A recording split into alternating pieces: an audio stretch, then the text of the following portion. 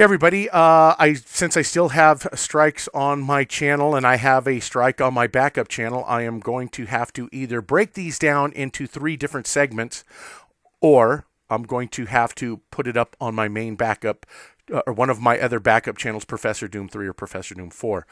However this is going to be, well, I got a chance to sit down and talk with Dallas Aarons about several questions that needed to be answered about David Frye, about the situation going on. How is it that David Frye found himself to be in the refuge? Dallas Aarons lives right there. Also got to ask him some questions about the open casket, because there's some people that are still insisting today that there was no open casket. You're right, there was no open casket for the funeral part that was held at 2:30. There was an open casket that was going on at 11:30 before a lot of the other people showed up. The interview that I did with somebody who was there, who is a follower of my channel, he did in fact show up there early and did see Lavoy Finicum in the open casket. Now, he did say that they reconstructed his face with wax. That's also and that's what's interesting. I wanted to get down to the bottom of all of this information about wax and all that stuff, so I got to talk to Dallas Aarons about all of these things, plus much, much more. So I will break these down. What I wanted to show you is, here's Dallas right here. He lives right there in, close to Burns. He's right there, very, very close. And he became a person that we've all come to know in this whole Oregon fiasco, because he lives there and he wanted to take an active role in everything that was going on. So I will break this down right here into 3 different parts, and you guys can listen to the whole interview that I did with Dallas Aarons. Also, there were questions about how come there has been no release of the autopsy of Mr. Lavoy Finicum, if the family had an independent inquiry done, or an independent autopsy, independent of the FBI or Oregon State Police or whatever. The whole reason why you would not want to release that particular autopsy is because you were waiting for the state or the federal government to release the autopsy, because if you do, then what they could do is try to spin match whatever it is that they came out with. Now they have no choice but to either come out with the truth, the FBI or the Oregon State Police, or they're going to try to spin this, and then of course the family of the Finicums and their lawyer are going to have to reveal everything that was found in the autopsy by them. You're not going to want to release that autopsy until they have released theirs first. You would be actually giving them a leg up, or an advantage, if you released yours before they did. You want to catch them in lies. You don't want them to be able to cover their actions by you coming out and revealing what you found. That's the reason why, and we will take a look at Spiro got a chance to talk to the lawyer, and you'll hear that for yourself. There's a lot of interest in the question of whether or not there's an independent autopsy, and there is an independent autopsy. People want to know what the results are, and the reality is we're not going to release those results until after the official autopsy results have been released. So that's kind of where that stands, and I know that's disappointing to some people, but we do have to have some patience with the whole process and work through it. One development is that the family today, at the press conference following the memorial service, did issue a request for an independent investigation. That's our second. Okay. That was Mr. Todd McFarlane, the Lavoy Finicum, or the Finicum family attorney. And as he stated, for everybody out there, there was an independent autopsy. And of course, as I stated, the reasons why you would refrain from making that public until the state or the federal government made theirs public first. Okay? So let's get into the interview with Dallas Aarons. Do you want to tell everybody, if this gets posted, do you want to tell them what your name is for the record so they know who I'm talking to? Yeah, it's Dallas Aarons. No, I mean, and I am What's the name of your YouTube channel? It's Dallas Aaron's 3%. Oh, okay. Well, shit. I guess that's easy. Yeah, it's just my name. I don't hide anything, and I'm also an MOD on Pete Santilli's show. I'm strictly in support of him, and I really appreciated what he did. I would have never ever have met Lavoie. I would have never met Amin or any of those guys if it was not for Pete. And I am so glad that I got to meet all those people, and I got to meet them at the funeral, the whole family. Oh, right. Oh, you know what? Hold on 1 second. Don't hold on. Don't go nowhere. So, okay. I'm glad that you mentioned that you went to the funeral, because I had somebody else. I don't know if you got to meet him, but he is Occult Legion or Legion Occult or Legion Cult. He was there as well. And I created a video. I don't know if you got to see it, but I saw it. The open casket part. Yeah. When they showed the casket, did they show it? Well, that's what he said. That's what he told me.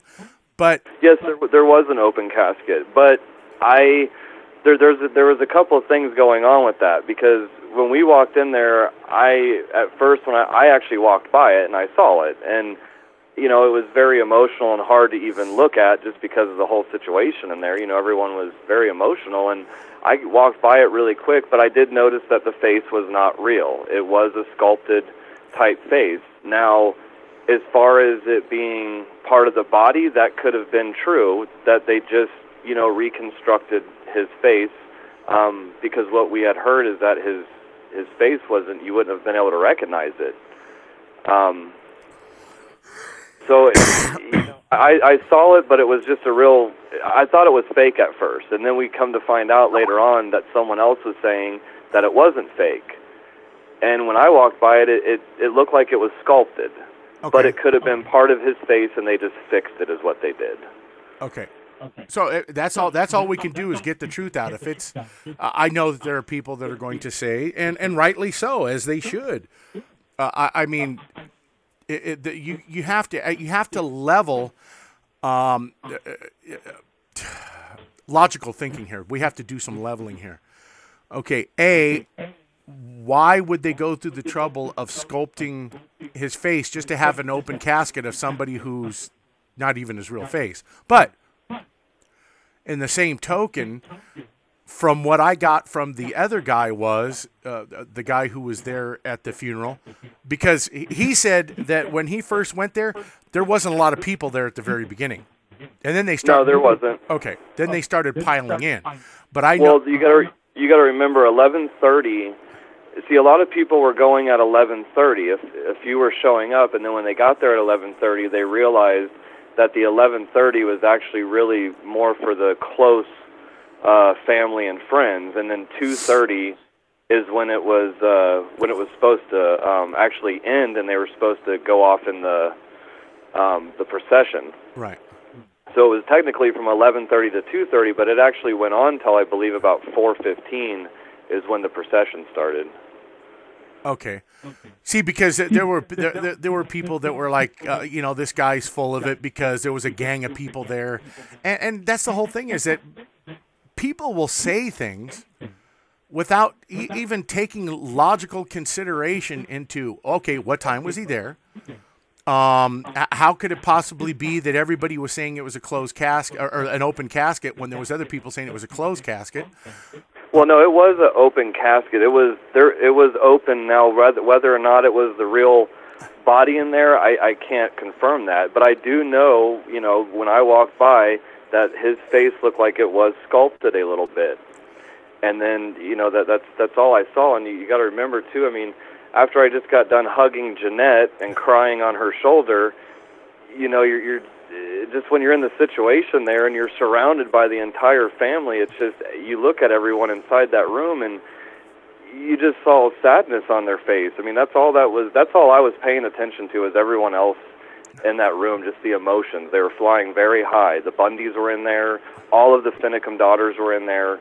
So that's really what it was about, was that, and it was real emotions. These daughters, the look on their face, they lost their dad. Right. Right. You know, and I don't know if you saw the videos at the school that I did with the Finicum daughters before they sung that song "Freedom's Cry." Right. You could hear it in her voice. You know, we did this for our dad, and it was very emotional. No, dude, I know. I know. Dude, the whole thing is been doing this for a while, and do you realize how crazy it is for me that because there's so many people that want to believe that he's not really dead. He's been taken out somewhere. Oh my gosh. But hold on, if I say that this really happened, that he really got shot, I'm a sellout. I'm a shill. I'm a bastard. Because now I am working with the other side. Really? Hold on. But watch, this is coming from the same people. This is coming from the same people that say Mormons will congregate at the church and plot to overthrow the world. But when it comes to Walmart, let's take Walmart employees for a second, right? Our typical Walmart employees, are they involved of the everyday planning of what Walmart's going to do with FEMA or with any of those other agencies? Of course not. They don't know what's going on. Well, the same thing is with Mormon congregation goers. The normal people do not know what's going on behind closed doors. And, no, they don't. And that is typical for almost all of them. You have like what they call the Quorum of 70 or the Quorum of 12 and the leadership. All that right there, that's a whole, dude, what they secretly got going on behind closed doors, I could probably almost guarantee you that it's right there along with Freemasons and everybody else. Well, and I'll tell you something else, too. When I was around these guys, too, I'll tell you one thing, they don't care what other people think about them. They don't. That's why they did this refuge. I mean, every time I talk to them about going, hey, did you hear about this, that they're saying it's a psyop, they look at you like, well, people can think what they want. Look what we're doing. We're here doing it. So... Right. You know, if you really want to know the truth, come out here and see. You know, like Blaine Cooper being at the funeral, that was a shock to a lot of people, and I talked to him for a few minutes, and it was very short because it was very crowded in that funeral. You couldn't even get through the hall. There's just people going back and forth in there, and I spoke to him for a minute, and, you know, he knows what the rumor is going around about him, and his response to me was simply, Dallas, I got my family to safety. What do you want me to do? That's really all he said. And well, here's the thing. But at the same token, though, if I look at this logically, I have to agree with what some of the people are saying. Is that you have 4 individuals at that refuge right now. We're talking about David Fry and a few others that I can't remember their names off the top of my head. Sean, Sandy, and Jeff. Right. Okay. So now their names are right now on pretty much not a warrant, but what do you call it? Indictment or? No, it's not an indictment. I can't remember off the top of my head, but their names are listed. They know their names. Okay. Right. So how is it that they have O'Shaughnessy and Ritzheimer, and they're using as evidence against them the video that they posted on YouTube right along with Blaine Cooper? So they know what Blaine Cooper's name is. How come his name is not listed anywhere? Oh, I hear you. I'm not disagreeing with you whatsoever because you know, and someone brought this up too. You know, we're dealing with evil. You know, that's what we're dealing with. We're dealing with just straight up evil. You know, we call them mercenaries, whatever we want to call them. But someone else brought this up. You know, what if they did that on purpose to get us to argue about it, like what we're doing now? Someone else had brought that up. What if this evil didn't purposely put them on there just to get people to start talking like how we are right now? Oh, it could be. It could be. And you know, and I don't know. And I don't know Blaine personally. I met him down in the refuge, and this is just from me, my experience with him and Melissa Cooper and their kids. They're just a normal family. And that's what I got from them. He's not a military guy. He even says, he goes, Dallas, I wasn't even in the military. They sit there and think I'm some military guy because I put on a camouflage hat and put on camo. Dude, he goes, no, that's not all there is to it. He walks around like he's getting ready to go into Operation Desert Storm. Oh, I know, and he does that on purpose, though. You know, he does it to see where people can take it, I think. But right now, I didn't see Melissa there. You know, I just saw him, and he was just standing around just like everyone else was. Here's fact. Okay. Jason Patrick was in that video. So some people will claim that was green screened.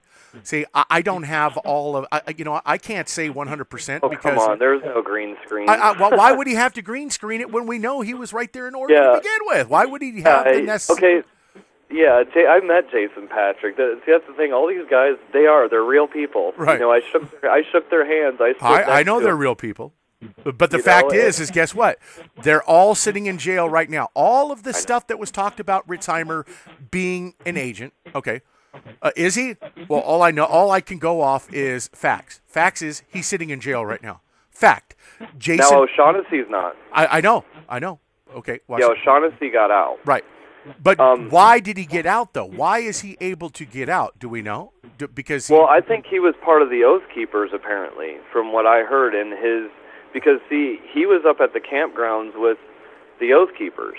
We were right next to him. And then he basically brought his trailer down, O'Shaughnessy did, just for an extra trailer for the Oath Keepers. And like you said, he was in that video supposedly telling that protester that, I saw you at the FBI compound, you shouldn't be doing this. And maybe that's what they got him on, I'm not sure, but once again, why is O'Shaughnessy getting let go and not Pete Santilli? Pete Santilli didn't even wasn't even armed. I mean, and same with Dwayne. I heard he got out too. He was one of the last people there. Yeah. Hold on a second. Hold on 1 second. Oh, jeez. Good thing I had that pause so they didn't hear that you're taking care of nature. Hey, one thing though I did want to say before I forget: don't post on air about the beginning part of this. When I was telling you, I was listening to Pete through Ken's phone because that was a complete private conversation. Okay. I don't even think that you mentioned what they were talking about. No, I think I did just, was talking about that we need to get about their views going down and stuff like that. Okay, all right. Yeah, that's the only thing, because I really am, man. I'm really trying to help out Pete. I heard it in his voice, man. He needs help, and he's sitting in freaking jail. And, it's like I told Kenny and Ben, when a man's sitting in jail for 23 hours a day, the last thing he's going to want to hear is his show going down. Right. That was his message, is he wants to get the word out. And Sal the grandma, there's this old lady in his chat room. Uh-huh. She is actually heading up to the refuge, and I really do believe her. She paid for me, Ben, and Ken's 2 nights in Utah, Kanab, for the funeral. Who did that? Who did that? Her name is Sal the grandma. She's in the chat room. She's been writing to the Finicums. She's actually going to go meet up with Lavad. It's someone else that's on Mike Soror in their show, but this guy lives in Burns, and I guess she's going to go try to link up with this guy, and they're actually talking about going out to the refuge, and she's saying that she's going to go out there and go get David and pretty much tell those people if they want to shoot her, they're going to have to shoot her. And I believe her, man. I'm serious. Oh. And so I called the campgrounds for her, where I originally was at, and I spoke to Linda there, who is the owner, and the campgrounds are still opened, but they are blocked off about 2 miles up, and there are signs right there that say if you go past this point, you will be arrested. But Linda at the campgrounds, they are still open at the Narrows. Right. And she said if people did want to go protest, they could go protest, but not on her property. It'd have to be in the street for David Fry. David Fry, I mean, dude's doing his thing, but then at the same time, I mean, he's not doing himself any justice with, panning the camera around and making it look like he's utterly just littering the crap out of the whole place. That's just my opinion. I think what's happening out there right now is you're seeing their emotions run really high right now because, people aren't showing up. And I think that's what's happening is they're getting frustrated that, those 4 people are real people and they're out there fighting for everyone's freedom. Meanwhile, the Super Bowl is going on and everyone's yee-hawing and hip-hip hooray while these people are up on the hill fighting for our freedoms. and they're getting what, maybe 1,000 views, maybe if that. And I think that's what they're frustrated about, is they thought more people were going to show up. Well, understand this, and you know, I have to look at it logically. That's what I do. I try to look at everything logically from all perspectives here. And looking at some of the arguments that some people are making, and they make very valid arguments. Where the heck did David Fry come in at the very last moment? And he finds himself in there with a few other people that no one even knew about before all this happened. So okay, I can hold on. Let me finish. I know you want to get your train. Let me finish my train of thought here real quick. The other thing is like people are under the impression that all of the media was told to disperse. So now people are wondering, well, how was there a what's it called, that documentary filmmaker who is getting them to sign talent? I know what a talent release is, and I know that people were putting too much on what a talent release is, but there are still valid questions of where did the hell did he come from if everybody was told to leave? And is the documentary maker still there? If he's not, then how did he get out of there after all of them were told to leave? Right. Well, Sean and Sandy, I actually saw them up at the top. They came in about, I would say, maybe a week or two. This is before Lavoie's death. Right.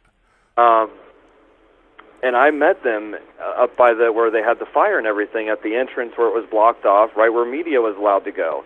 And Sean had a 3% hat on him. I saw him at the meeting, one of the meetings. I seen him standing there, so I know he was there. Right, and I shook his hand, and his wife Sandy. I sat down and talked with them, and I said, "Oh, what 3% are you guys part of?" And they said, "We're not a part of it. We're our own 3%. Me and Sandy, which is how I am. Me and my family, we're 3%. We're all 3% in a sense, but."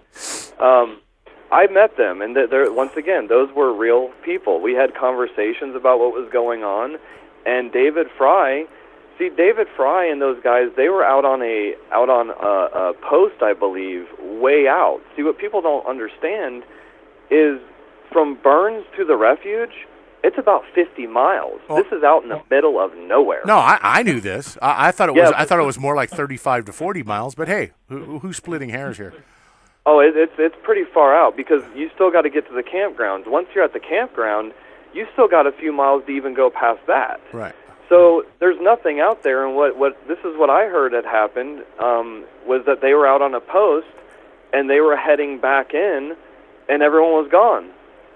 Because they weren't told to come back in, which I don't know if they didn't have a radio or what, because I did hear out there they were limited on radios. And I heard they were outside at a post really far out, miles out, guarding the place or whatever, and that's when people decided to leave on the first wave, and then they come back, and see, people are saying, why don't you guys go home? Well, they're told they can't go home because they're going to get arrested and thrown into a cell. Well, but that's exactly what they told some of those other people. If you leave now, you won't be arrested. And guess what? It was a lie. They weren't told that. That's what they're claiming in these videos, is that they were stuck out on their post, and when they got back, everyone was gone. No, I'm saying though, but when Jason Patrick and others left, they were told. Jason Patrick was told, you guys can leave. You won't be arrested. And as soon as they walked down there to where that FBI checkpoint was, they were arrested. So it was a lie. Yeah. Well, and what's happening right now, too, what I feel, is everyone's kind of staying back right now. I mean, Brandon Curtis, a lot of people are asking about him, and I can't speak for him. I know he's got a lot of things going on ever since this has happened. But, I would go back and film and help out, but my thing is I'm not going to go on a suicide mission. Right. I mean, because let's look at how war is. Let's look at how the game Risk goes. This is simply a trap, is what I see. I mean, if they wanted to take care of this situation, they could have done it a long time ago. I almost think that they're building this up to see how many patriots actually do come to save fellow patriots. And bam, now if you get 2,500 patriots there, guess what? You got 2,500 that you can get rid of somehow or arrest them all. Okay, so let's go back before we get too far ahead of ourselves. So where the hell did this documentary shit come into play then? Where did they come in, and where have they gone? They're not there no more. Well, no, right? the documentary, I'm wondering if it's the same kid that I met. He was a young kid with glasses, and I don't remember his name. And he always wore a dark coat, dark hat, a black hat, black coat. Real nice kid, and I know he said he was there doing a documentary, and I'm wondering if that's the same kid. And like you're saying, at what point, I don't know when he got out. Because when I talked to Linda today from the campgrounds, I asked her if there was reporters there, and she said, yes, there is still some around here. But she said most of them, for the most part, left. Okay. That was today. Okay, so let us put ourselves, me and you, let's put ourselves in the position of people who are viewing this from the outside. So they see a kid that somehow made it into the refuge, and they don't know how he got there. And there's like, they never heard of these people before all of this, and now they find 4 people there who are signing talent agreements with some documentary group that shouldn't be there because they've all been told to leave. Now the documentary guy is no longer there, but he's not under arrest. Then you have, hold on, what's the other fact here? Is that David Fry was told that he was going to have his phone taken away. They were going to disable his phone. So they disable his phone, and David Fry says, well, I found another way to get my videos out. You have? Okay. Well, all I can tell you is that there are people that are going to be looking at this and going, this is a trap. This is a trap through and through. And I don't blame them for thinking that. Because if I'm looking at it logically, I would be thinking the same thing they are.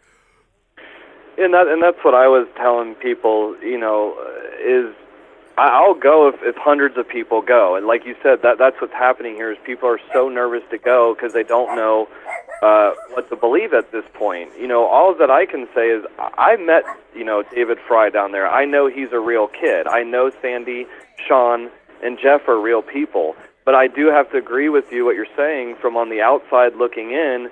If you're just now paying attention to this story, then yes, I would look at this as a trap, which it could be, and that's why we need more people to go. Well, that's and you know what? And the other people are thinking along the lines of, well, look at how this turned out right now, okay? And I could understand also where Brandon Curtis is going. If we all stand up, which is true, if everybody around the United States was to all stand up and say we're not going to take this anymore, and we're not going to pay taxes, we're not going to work, no rent's going to be paid, no taxes paid, none of this stuff. Civil disobedience. Exactly. But the whole thing is we have the right to peaceably assemble. And that's the whole thing about this whole how this all worked out is that everybody was meeting there in Burns to protest peaceably the arrest of the Hammonds. Correct. Now, guess what you have? Now you have the BLM telling the Hammonds that if you even communicate with Ammon Bundy or the militia anymore, you are going to get extra time. Well, and look what they're doing to Shauna Cox and Cliven Bundy. I don't know if Shauna Cox's son-in-law was killed also in all this through that fire. I'm sure you heard about that, where the guns were stored. I have, but I don't know all the details. As in, was this a freak accident? Because supposedly they were supposed to bring the guns to some location to store, and it just so happened that her son-in-law was in this building that the guns were at that caught on fire. Okay. So watch this. Do we have any pictures of the house after the fire was over? Do we have any of the pictures of the guns being brought out all burned up? Because the wooden stocks are going to be burned, and you're still going to have metal rails or barrels. We don't have any pictures. So all I could tell you is that for right now, this is just nothing but mere hearsay until we have some kind of at least photographic evidence, right? Yeah. That's what's so crazy about this, Doom, is when you're out there in the actual situation. And I remember Pete telling me this. Pete said to me, he goes, because I was starting to hear all kinds of things going back and forth. This was at the very beginning. And Pete goes, Dallas, you're going to really see how crazy it gets out here and how things get spun around.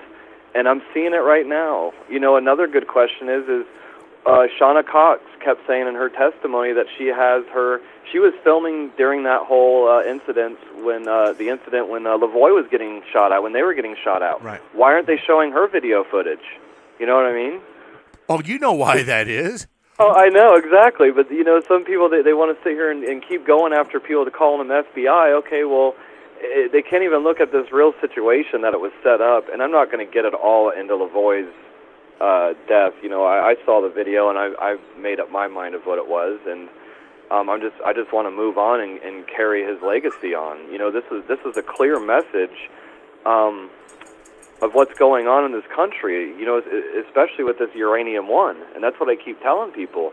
We got to stop arguing and stop with this whole divide, because it's going to affect all of us. I've been trying to tell these people there's a bigger picture here, and I showed all the documents, all of the evidentiary proof that this is all about getting rancher land, because this land has been given to somebody else. But no, they want to, this part right here is a honey trap. We don't want to stand up for anybody, but hey, guess what? You know what? We could be moved to Agenda 21 or Agenda 30 little cubicles over in a little city, but you know what? Hey, it's okay, because we didn't stand up back then when it was happening to the ranchers, or to these people, or to musicians, or to artists, or to students. And then when it finally gets down to we just let everything happen, well, then we're going to find ourselves not being able to do anything. Because they'll have committed so many frauds against the American people with hoaxes, with false flags, with all of this stuff, and they'll just have Americans begging the government to come take their guns. They will have the government begging them, yes, we want to go move into these little small apartments so that you can have total control over us. Why? Because we need this in our life. Government, you showed us that we need this in our lives to be subjugated. And that's the whole problem. People are buying all this now.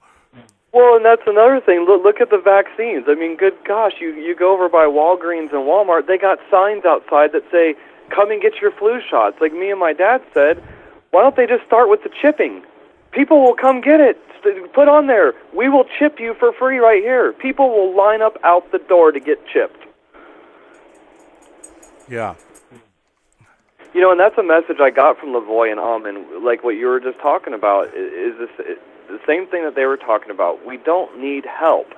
I mean, I saw what was going on at that refuge. People came together. People brought food. People helped one another out. And that's what this whole message was about. This wasn't about a takeover. If it was a takeover, why was it out in the middle of nowhere, And people need to back up and look how this whole thing started. And something else that we found out while we were out at the refuge is from talking to people down there about Lavoy, he didn't realize how evil this was. I swear he didn't. He really thought more people would show. That man's been living on a ranch for a while, but he knew this day was coming, and I bought one of his books. I don't know if you've read it or not, but it's pretty much what it's about. It's about the end days, and it's his novel. Very interesting book. That was from Lavoy? Yeah, I bought 3 of them. Well, you know what? Someone said in the thing right there when I said that Lavoy was Mormon, and they go, no, he wasn't. Read his book, and you'll see that he wasn't Mormon. But yeah, he was. Right. So watch this. His funeral services were at a Mormon church, and David Fry just uploaded a video showing that Lavoy left his Bible right there, which happens to encompass also other books too, the Book of Mormon, the Doctrine and Covenants, the Pearl of Great Price, and those are all Mormon additional books that go along with all of that. Well, and people need to look at it too. That look how when you heard that man speak, and when I went up and shook his hand and was around him, I mean, I've met celebrities in my lifetime. That there was a celebrity, okay? That I've never felt that way around anybody in my life. The energy that surrounded that man was so incredible because he was so fearless. And I just really feel like he was guided by his spirit. And that's why I think this is a clear message of what happened to him. And now people are starting to see, the ones that are awake are starting to see just how evil this is. The name of his book it's called Only by Blood and Suffering, Regaining Lost Freedom. And it's a novel by Lavoy. It looks like you can get it at www.legendslibrary.org, and the phone number is 1-877-222-1960. But they had this at the middle school where the Sharp family and the Finicum family was at. They were actually doing donations on this for $20, and 100% of the proceed went to the Finicum family. Right. And that's another thing, that family in there, same thing. When I walked in there, oh my, I got chills and goosebumps. I mean, just being around that family. Yeah. But that's Clive, that's the thing. Watch this. Okay, so I remember you talking about that. And as I stated, you did hear the phone call that I talked with the one person who was there earlier than a lot of other people for the 2:30 thing. And you were right. Right. So now people are going to grasp onto this. Well, there's a possibility that they put a wax dummy in the coffin, right? Well, and it was either that or they just sculpted his face and it was the real body. Okay. His face looked sculpted, and obviously his whole body was covered, but it might have been the real body and they sculpted it. Okay. Or there was, I didn't go into into the other rooms because there was rooms that was strictly for friends and family. All right. That they were able to go into. So. Right. Okay, but in the same token, I'm going to have to get off here in just a second. So, let me ask you this question, in your honest opinion. Okay. You saw the raw emotion right there, right? Yes. Looked 100% legit to you?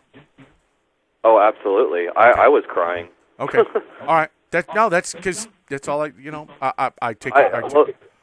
I walked up to Jeanette. I could. It was hard for me to even shake those kids' hands. I only shook, I think, 2 of the daughters' hands. I couldn't even look down at them. They were sitting in chairs, as you're walking in the room, and then here comes Cliven Bundy, Carol Bundy, and all the Bundys, and they're all in tears. The kids were in tears. I walked up to Jeanette Finicum, and I said, I got to meet your husband, and he was a great man. And I said, I told him, I said, I watched all your videos, Lavoy, and well, by dang, I'm mad too. And she smiled, and I broke down and cried and hugged her. And she was crying too. It was real. And I met his mother. His mother was sitting right next to that casket right there. Really sweet old lady. Right. So, but yeah, it was the real deal. Absolutely. I know. I just, of course, these are some of the questions that are going to be asked, and they have to be They have to be answered. I mean, especially when I seen what happened over at South Carolina with the whole Clemente Pinckney stuff. I mean, just that whole thing did not make a bit of sense. I mean, you got a guy coming from dang near another state and coming to pick one church out, and he walks in there and he shoots up a bunch of blacks, right, to start off a race war. But the whole thing is, instead of him leaving, like, let's say, just throw down a little a cassette recorder or a little zip file or something stating the reason why you did it. No, I'm going to leave you alive after I just reloaded my gun like 9 times. Yeah. And nobody ran from me, and I'm going to leave you alive so you could tell the ordeal that you went through. Okay. Yeah. And nobody cried a lick. Watch. Look at this. Look at all of the people that had family members that were allegedly in there that got shot. None of them cried one lick. Not a one. Right. Oh, yeah. No, I hear you, man. I mean, and that's what they're doing. I think they're just doing all this crap on purpose, and what it does is it keeps people divided to not get up and move. That's the plan. And you know what? Hey, like I said, dude, in some things, I agree with their hesitation, because there's some things that really need, like this right here. Watch this. David Fry right now is somehow getting his videos out, right? But if they discontinued his cell phone, then people are like, okay, how in the hell is he getting his videos out then? Well, did you see the one video? He said that in there. He said in the one video, he said, I don't even know how the hell I'm able to do this, but I'm able to get some videos out. They're going to probably catch on to this very soon. He said that in one of the videos. I understand. And I understand that. But what I'm saying is that there are people right now that are like, just because you say that and you're trying to tell people that, hey, I don't know how I'm able to do this, but I'm doing it. But you had just came out like a few days before and say, well, they're going to turn off my cell phone. This is how I've been uploading and this is how I've been live streaming is through my cell phone. Right. Okay. So now the police obviously told him, hey, listen, David, we're going to cut your phone off and we're going to send an unarmed agent or whatever, and he's going to stick a cell phone in the truck. You can go to the truck and you'll see that there's going to be a cell phone waiting for you, and we're going to be able to communicate back and forth. So, okay, so is he using the phone that they sent him to upload freaking videos? Of course That's what not. it looks like. Huh? That's what it's looking like. They're hanging on to this for quite a long time. You know, that's why I was going back to saying that it does. This does look like a trap because they could have handled this a long time ago. Why wouldn't they just? That was another thing I wanted to add. Is Linda said that there was more MRAPs that came in there the day of Lavoie's funeral. So there's more military equipment that is in there, and like we're saying right now, why haven't they gone in there? It's 4 people, and there's maybe 6 or 7 MRAPs out there. I mean, come on. I'll tell you this is that provided that there is no discrepancies or anything when all of this goes down. If it appears on legit that they go in there and attack them and something happens to them, boy, oh man, pity the fools. Pity the fools. Yeah. But here's another one too. I did a video during that funeral. I don't know if you saw it. They were asking if there was drones, but there was actually an airplane, and I heard Spiro was out there, but I didn't see him. But there was an airplane flying around the whole time. I got video of it. And someone was saying that supposedly that was a Las Vegas news video. Well, my question is, I'm looking on Las Vegas News, and I'm trying to find a video of what they posted. Right. I don't know if you've seen that or not. No, I didn't. Yeah, and also this plane, no one could hardly make out the tail numbers on it. Everyone's trying to get the tail numbers, and apparently someone did, and they said it was a Las Vegas News. Well, why isn't it on the Las Vegas News? Well, the other thing is how high up was the plane? Man, it was low. It was real low. I was going to say it'd have to be real low. Well, here's the thing. See, that's why dude, there's a lot of crazy things right now, and you know what? Hey, there's a lot of people like right now. I just up on my backup channel. There's talk about this one lady that was there at the protest. They're saying that she's a crisis actor from Boston and Sandy Hook. And I'm like... Oh, is her name Candy? Yes, Candy Henderson. Yeah, yes. Absolutely. Fuck yeah, she was. I saw her at the campground. They were staying right next to us, and they had 2 red tents. It was this guy and this girl, and we met them there at the restaurant. Yeah, her name was Candy, and I called Linda a few days after we had left, and she told me that. She said, hey, you remember those 2 that you were suspicious about it that were in the tents? Candy and that other guy, he was in a red jacket if you go back to the videos. But she told me that Candy, come to find out, Candy was some informant or some actor or something, and she sure as hell acted like it. Because that's why we just didn't really trust anybody out there that was coming up there with those protesters with the signs. Yeah. Because ever since those protesters came, all of a sudden these different people start coming out, like Candy and that other guy. And I always ask people this. Okay, it's really easy to pick out the informants and the actors. It's the ones that aren't filming. If you're on the other side and you're trying to prove your point, why wouldn't you be filming and reporting that? Right. None of those protesters out there were even filming their things. They just held signs. Wouldn't you want to make a point by videotaping that to show your side, your point? Oh, it's probably because they already saw that there were major film crews out there filming them to begin with. But I have the Facebook of the lady who was there, and she's happens to be right from there. She's right from Oregon. Yeah. Wow. Her name is Candy Sweet Henderson or something like that. And Candy Sweet Henderson. Huh? Yeah, that's her real name. I'm trying to remember off the top of my head. I'm going to have to go back and remember it off the top of my head. But no, she appears to be. It appears to be an older Facebook page, and she's from Oregon, and there's her mentioning about her love for wildlife. I mean, so I don't see that as her being an actress, but hey, I looked at all of the things that the people were using to say that she was the same lady from Boston and Sandy Hook. Dude, she's not the same lady. I've done a voice analysis. I didn't hear that. I hadn't heard that one. Yeah. But I did. There was something weird about her. I will say that. I don't go around saying people are FBI informants, but I take, just like you and everybody else, I look at everything and I make my own decision. Right. And, from all I can say about her is there was something suspicious about her because her and this other guy came, and they didn't even say they were a couple. They didn't even explain they were brother or sister or anything, and they were sleeping in separate tents. Uh-huh. And she was very quiet the whole time, and when the protesters came with those signs, they were standing on that side with those people with the signs. So, and that's what I never understood. Then when we went back to the campground, they would come up and talk to me and my dad and the Oath Keepers as if they're on our side. So I'm sitting here going, okay, what are you guys are just going back and forth. And then after a while, I just started ignoring them because I just start walking away from people that I just don't trust. I don't waste my time with it. It's like trying to fight trolls in a chat room. I don't bother with it.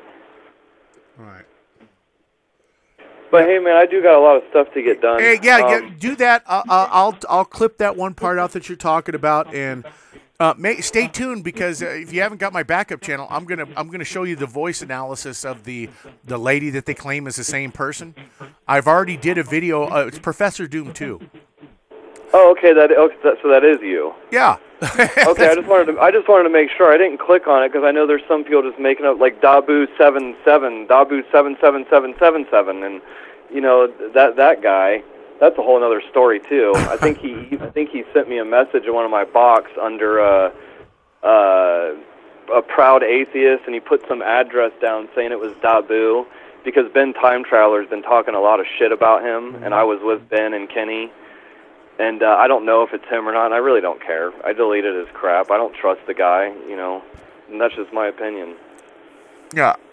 Well, I will let you go, buddy. Let me clip this down a little bit and take out the part you asked me to. And yeah, so check out what I showed about the ladies not being the same. And I'm about ready to post up there the voice analysis part. And check this out. I'm also going to be doing a video on Nancy Lanza and Annie Haddad. So. Oh wow. Yeah. So stay tuned for all that, and make sure you subscribe to that other backup channel. All right. Yeah, I will, and I'll keep you updated because I have contacts with all the Finicum family, so I'm gonna try to get one of the daughters to maybe come on someone's show, call into someone's show. Please, hey. Because I have their contacts. Ask them if they will let me talk to them. I just will. I'm very logical. I'm not. You already know. I look at everybody's point of view. Well, you're professional. You're more professional. Is really a good term for you. You're a lot more professional in how you talk and how you gauge questions and how you control the phone call. It's very professional, so they probably like that. Right. So, but yeah, I'll keep you in touch. Okay. All right. I appreciate it, buddy. Thank you very much. All right. No problem. All right. Bye.